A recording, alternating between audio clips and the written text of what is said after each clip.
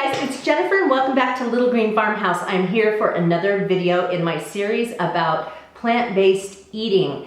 Now, as you might remember, I have been participating in a nutrition study since January, and in this study we are eating a plant-based diet. We eat a certain number of greens, regular vegetables, legumes, fruits, nuts and seeds, and let's see what else, grains, and then we're supposed to limit our fats and also our animal protein, and limit our animal protein to only 1 serving a week. We have finished 5 months now, actually a little bit more than 5 months. There's only 3 weeks left of the study. At this point, I have lost 18 pounds, so yay! I lost really fast at the beginning, and then went to a complete standstill, and then it started picking up again, but slowly. I know for a fact that if I had really wanted to lose a lot of weight fast, I could have restricted my calories more, and I could have exercised more. But quite frankly, I have been a roller coaster dieter my whole life. My weight has just gone up and down and up and down. And I have no interest in being on another crash diet, losing a whole bunch of weight, and then just gaining it back again. So my whole thing when I went into this, especially after I had been into it for a couple of months and realized that, you know what, I could really eat this way. I mean, I really could eat this way the rest of my life. Then I started to think, all right, so I just need to be reasonable about this and know that when I hit the 6-month point in this study, that's not the stopping point for me, that I'm gonna keep going from there, and with a few tweaks. So come back for the next video I'm gonna do in July. That will be the last one. I'll tell you about my blood work and you know, measurements and all that kind of stuff. And so I'll give you those details, plus I'll give you some of my thoughts about what I'm gonna do for, you know, here on out with this diet. I'm sticking with it pretty much as is, with a few little changes. So anyway, yeah, that's been very exciting. So nothing really enlightening to share with you about new things that I learned. The classes I have been going to have basically been talking about just how to keep ourselves on the path, because it's really easy to go back to your own, your old eating habits. You know, I was just watching, there was some kind of I don't know if it was on the news or some kind of I can't remember, but it was showing a guy who won The Biggest Loser several years ago, and I remember this one, and he looked amazing, just shockingly so. And they were, I think it was going to be some kind of an interview sort of thing that they were talking about was coming up. Anyway, he had not only gained all of his weight back, but more. And he said, you know, it was just, I just went back to my old habits, and you just can't go back to your old habits. So, okay, so let me tell you, I've got some recipes I'm going to tell you about, and then I have this one recipe book that I'm going to read you some stuff out of because it's hilarious. But anyway, I've shared a lot of things out of a cookbook called the Oh She Glows Everyday Cookbook by Angela Liddon. This one is her original cookbook that's just called the Oh She Glows Cookbook, and you can see I have all these things in here marked. Angela Liddon, L-I-D-D-O-N, and anyway, this says over 100 vegan recipes to glow from the inside out. Now, look in the space below. There's a link over to my blog, a coordinating blog post to go with this video. My blog is at littlegreenfarmhouse.com, but if you click on the link in the space below, it'll take you to the one that goes with the post that goes with this video. If I can find any of these online, I will link them for you. So such great recipes in here. So I just wanted to tell you about a few that I have had that I've kind of fallen in love with since I last filmed. Okay, one of them that I did was this summertime cherry basil bruschetta. Oh my gosh, you guys. Cherries, strawberries, mint, shallots, balsamic. Yeah, put it on sliced toasted baguette, and then you drizzle it with some balsamic reduction. Really, really good. Oh my gosh. Another one in here, and these have been really good because it's been really hot lately. So this is called Glowing Strawberry Mango Guacamole. Look at those bright colors, absolutely beautiful. Serve it with tortilla chips. Okay, this one was amazing. It's called Taco Fiesta Potato Crisps. I'm gonna put in a picture for you there. If you look at that picture, you roast the slices of potato, and then what looks like that would be taco meat on top. That's actually got a base of walnuts, and then it has taco seasonings, and then you pile that on top with some vegan sour cream. It's kind of a, it's seasoned in a certain way according to this recipe. Put a little bit of salsa on top and some sliced green onions. You guys, that was so good, really good, and my husband loved it too. He's loving all of these. Everything I've mentioned so far, my husband has been crazy about. Okay, another one that I made that was super good. This is not much to look at, so let me go ahead and pop in a picture. It's not super colorful, and of course I didn't put that little piece of, what is that, Italian parsley or whatever on top, so I didn't even have that pop of green color, but this is called a mushroom walnut pesto tart. So it's a walnut pesto that you smear onto the pastry, and I'll talk about the pastry in a minute. And then there's mushrooms that you cook and put on top of it, and there's some onions too.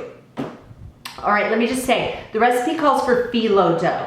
And with phyllo, what you have to do is you put it on in sheets. And so what you have to do is, like, you take some phyllo, you put it down, and then you have to brush it with olive oil, and then you put some more phyllo down, and you brush it with olive oil, and you put some more down, and you brush it with olive oil. I just didn't bother with that, mostly because I already had in my freezer some puff pastry. And the kind of puff pastry I had didn't have any animal product in it. And so I used that, and it worked perfectly. It puffed around the edges, but it did not puff up in the middle because it had the weight of all the ingredients there. I kind of pinched the edges up a little bit so it would make a little bit of a rim on it, and it was absolutely amazing. Okay, I don't know if I've ever told you about this one before. I did not make this recently, but I have made it in the past, and I actually have the ingredients to make it now, and so that's why I was thinking about it. Let me pop in a picture of this one for you. This is called sweet potato and black bean enchiladas with avocado cilantro cream sauce. Let me just tell you that I've never been able to make the avocado cilantro cream sauce that thin that I was able to make those kind of lines, but I just do little blobs, like little dots on top. You would think, oh, okay, so it's gonna taste like sweet potato. No, you don't know that it's sweet potato. You really just take, because there's a enchilada sauce on top, super flavorful, and it just, I'm not sure I would say that it tastes like there's cheese inside, but it certainly isn't like you're eating sweet potatoes. It's just good and super filling. Okay, and there's one more that I'm gonna share with you. I've made this before when I was eating plant-based last summer. And it was great, and I made this in the last month for my husband and I. Let me pop in a picture for you. This is called Portobello quote-unquote steak fajitas, and this has some roasted bell peppers. It has roasted portobello mushrooms. Of course, as you can see there, there's avocado, and then there's you can make a cashew cream to go on top of it. Has yummy spices, lime juice, oregano, cumin, chili powder. It is just a really, really yummy dish. So highly recommend all of those, and highly recommend this cookbook. If you go over to the coordinating blog post for this video, not only will I have links to the recipes that I was able to locate, but I also put a link for you over to Amazon.com where I found this book, and in the first place years ago, but it's still available, and so you can go over and check that out and maybe get one for yourself. All right, the other cookbook that I just got, I saw this at Costco, and it's called Vegan Food for the Rest of Us. Recipes even you will love is what it says for a subtitle. It's by Ann Hodgman, and not only does this book have some fun recipes in it, but it actually is hilarious. It is so funny. She starts out the book with a quote from her husband, where one night after dinner he said to her, "I wouldn't mind never tasting this again."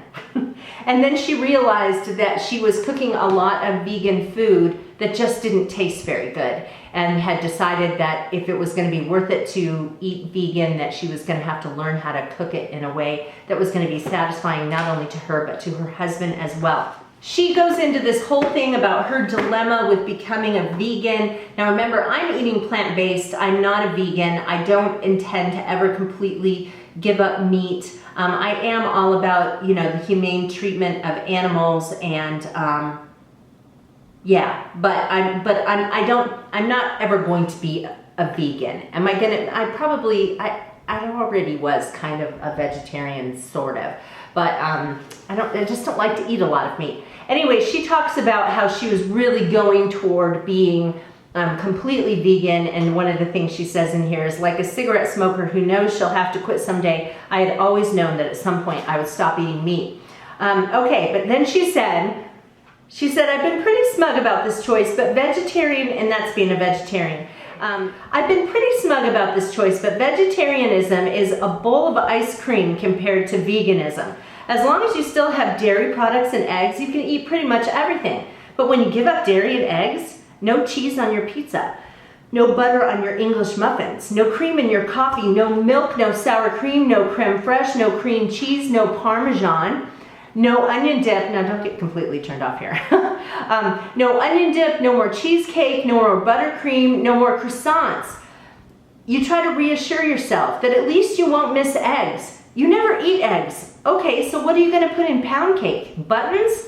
No eggs means no normal baked goods, no normal cakes, cookies, or chocolate mousse, no challah bread, no, I can't pronounce that part, no meringue on your lemon meringue pie, which also won't have any filling.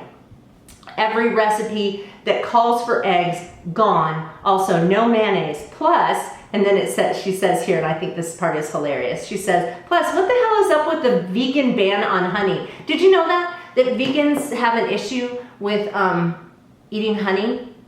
I have no, personally, I've thought about this. I have no idea why that is.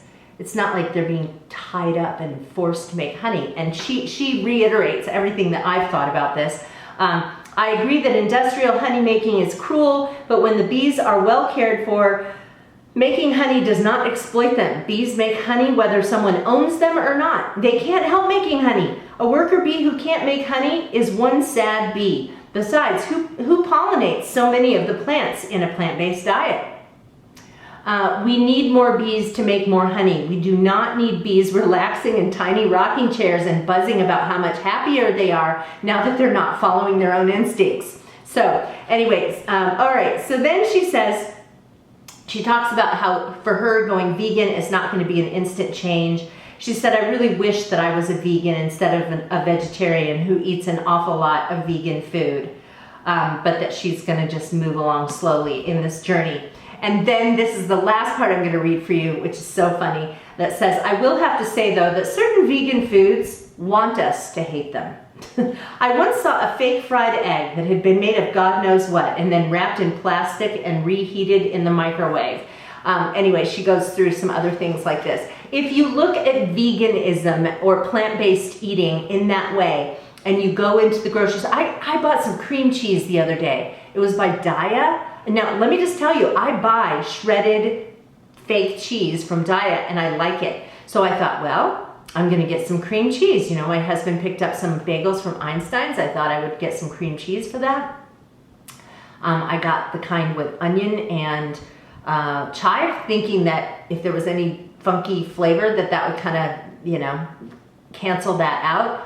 Oh my gosh, this is the most nauseating stuff I've ever tasted. So certain things you'll try and you'll be all excited. You're going to expect it to taste like that thing that you haven't been eating. And no, it tastes horrible. So certain vegan foods are awful. And but if you're eating plant-based, which is not really just about switching out one thing that isn't vegan for something that is, if you're eating plant-based, you're really going for a lot of fruits, vegetables, healthy, natural things, and not trying to find stuff that replicates cheese necessarily. Now I just like sprinkle little things on for extra flavor, but since cheese is a thing of the past, I don't need to add something back into my life that is a fake cheese that maybe has an acceptable flavor for me, that is really just a bunch of concentrated calories that aren't made from animals. So, okay, so all that to say, this is a funny book, and it's got some good recipes in it too. I haven't made any yet because I just bought this about 3 days ago. So there I am with this journey, you know, 5 months down, a little bit more than 5 months down, 3 weeks to go on the study. Join me again next month when I finish this thing up with all the kind of final results of my blood work and weight and all that kind of stuff. And my thoughts on where I'm going with this. So thanks so much for following me on my journey. If you're not subscribed to my channel, hit that button. YouTube will let you know when I upload new videos, which is several times a week, and I hope I will see you again on Little Green Farmhouse. Take care, you guys. Bye-bye.